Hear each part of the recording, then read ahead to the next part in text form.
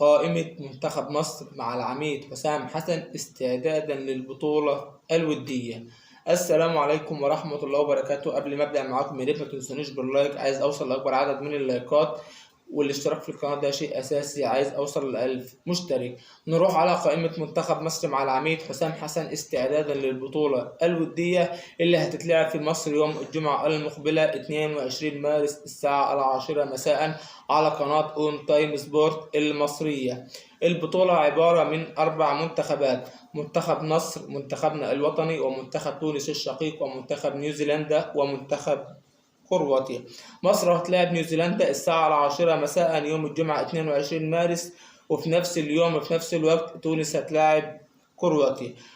لو الوقت الأصلي خلص بالتعادل بأي نتيجة، سواء نتيجة إيجابية أو نتيجة سلبية، هيلعبوا ضربات جزاء على طول من غير وقت إضافي.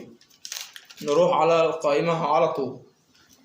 في حراسة المرمى 4 حراس مرمى: مصطفى شوبير من النادي الأهلي، محمد عواد من نادي الزمالك، محمد أبو جبل من البنك الأهلي، والمهدي سليمان من نادي الاتحاد السكندري. نروح على خط الدفاع اللي بيضم 8 لاعبين: محمد عبد المنعم من النادي الأهلي، محمد رام ربيعة من النادي الأهلي، أحمد حجازي من نادي الاتحاد السعودي.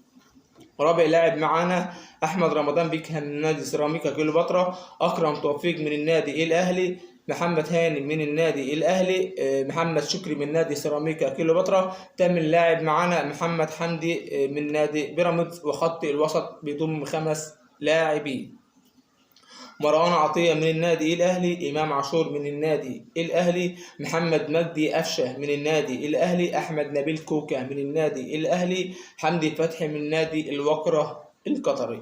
نروح على خط الهجوم واللي بيضم 8 لاعبين في الهجوم: مصطفى محمد من نادي نانت الفرنسي، ومحمد شريف من نادي الخليج السعودي، ومحمود حسن تريزيجيه من نادي طرابزون التركي، مع عمر مرموش من نادي فرانكفورت الألماني، مصطفى فتحي من نادي بيراميدز، أحمد عاطف من نادي فيوتشر، حسين الشحات من النادي الأهلي، محمد الشامي من النادي المصري.